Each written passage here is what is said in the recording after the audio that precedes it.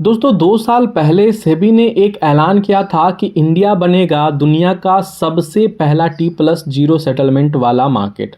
यानी कि अगर आप आज के ट्रेड करते हो, आज कोई शेयर खरीदते हो, तो सेम डे पे आपका जो शेयर है वो आपके डीमैट अकाउंट में क्रेडिट हो जाएगा, और अगर आप शेयर बेचते हो तो सेम डे पे आपका जो पैसा है वो आपके पास क्रेडिट हो जाएगा। लेकिन ऐसा दोस्तों हुआ नहीं। खबर ये आ रही है कि सेबी ने इस डेडलाइन को अनिश्चित काल के लिए टाल दिया है। आखिर सेबी ने ऐसा क्यों किया है, चलिए समझते हैं। दोस्तों दरअसल आज की डेट में इंडियन स्टॉक मार्केट में T+1 सेटलमेंट सिस्टम जो है वो चालू है। यानी अगर आज आप कोई शेयर खरीदते हैं तो आपका शेयर अगले दिन आपके डीमैट अकाउंट में क्रेडिट होता है। अगर आप कोई शेयर बेचते हैं तो उसका पैसा आपको नेक्स्ट डे आपके ट्रेडिंग अकाउंट में रिफ्लेक्ट होता हुआ दिखेगा। लेकिन T+0 में ये सब उसी दिन शाम तक हो जाता है। सेबी ने इसे मार्च 2024 में 25 स्टॉक पर लागू किया था, शुरू किया था T+0 सेटलमेंट। फिर जनवरी 2025 से हर महीने 100 स्टॉक्स को जोड़ता गया। लक्ष्य ये था कि मई 2025 तक इंडिया में जितने भी लिस्टेड स्टॉक हैं उनको T+0 सेटलमेंट सिस्टम के तहत जोड़ दिया जाए, लेकिन ऐसा हुआ नहीं। अब सेबी ने कहा है कि ब्रोकर तैयार नहीं है, इसलिए इस डेडलाइन को हटा दी गई है।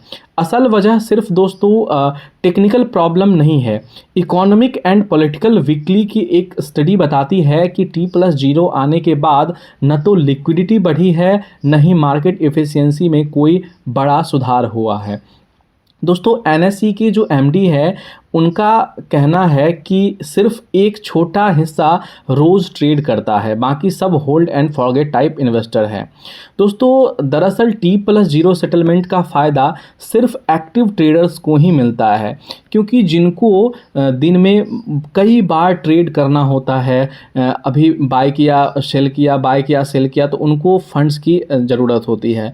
लेकिन इंडिया में ज़्यादातर लोग जो शेयर मार्केट में इन्वेस्ट करते हैं वो hold and forget type investor हैं। यानी कि उनको फ़र्क नहीं पड़ता है कि उनका जो शेयर है वो 4 घंटे में उनके डीमैट अकाउंट में आता है या फिर 4 दिन में। तो इस बात से बहुत सारे इन्वेस्टर को कोई फ़र्क नहीं पड़ता है। एक बड़ी जो इन्वेस्टर की कम्युनिटी है वो लॉन्ग टर्म इन्वेस्टर है। इसलिए इंडियन स्टॉक मार्केट पे T+0 सिस्टम का जो बहुत बड़ा इफ़ेक्ट जो मार्केट के लोग सोचे थे, जो सेबी सोचा था, एनएसई के लोग सोचे थे, वैसा होता हुआ नहीं दिखा है।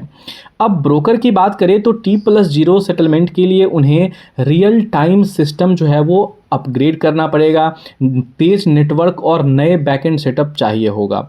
मतलब इसमें बहुत भारी खर्चा उठाना पड़ेगा, इसलिए वो हर ट्रेड पे 10 रुपये से 20 रुपये एक्स्ट्रा चार्ज करना चाहते हैं। लेकिन जब इन्वेस्टर कहे कि मुझे फ़र्क ही नहीं पड़ता कि मेरा शेयर 3 घंटे में क्रेडिट होता है, 4 घंटे में होता है या फिर 4 दिन में, तो हम आपको ज़्यादा पैसा क्यों दें।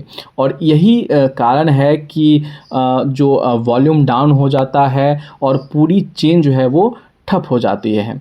और सबसे बड़ा चैलेंज है एफपीआई दोस्तों, क्योंकि T+0 सेटलमेंट में पैसा पहले से रखना पड़ता है और टाइम जोन, करेंसी कन्वर्जन जैसी दिक्कतें इसे लगभग नामुमकिन जो है वो बना देती है। इसलिए ना आज तक दुनिया का कोई भी बड़ा मार्केट, चाहे वो यूएस की बात करें, जापान के मार्केट की बात करें, पूरी तरह से T+0 सेटलमेंट सिस्टम पर नहीं आया है। लेकिन ये कहानी ख़त्म नहीं हुई दोस्तों। सेबी की पहचान ही रिफॉर्म है। T+5 से T+1 पे हमने सफ़र तय किया है। आपको पता होगा कि एक समय था जब T+5 settlement system Indian stock market में लागू था, और आज के डेट में T+1 सेटलमेंट सिस्टम लागू है। तो T+0 सेटलमेंट सिस्टम का भी दिन ज़रूर आएगा, बस थोड़ा इंतज़ार और सही वक्त की ज़रूरत है। दोस्तों इस टॉपिक पे आपकी क्या राय है, आपकी क्या सोच है, अपनी राय हमें कमेंट बॉक्स में लिख के ज़रूर बताइएगा। ये वीडियो आपको कितना इन्फॉर्मेटिव लगा ये भी आप हमें बताइएगा। वीडियो को लाइक कीजिएगा, अपने दोस्तों में शेयर कीजिएगा और चैनल को सब्सक्राइब करना मत भूलिएगा। हम आपसे मिलते हैं अगले वीडियो में किसी अगले टॉपिक के साथ। तब तक के लिए धन्यवाद। जय हिंद।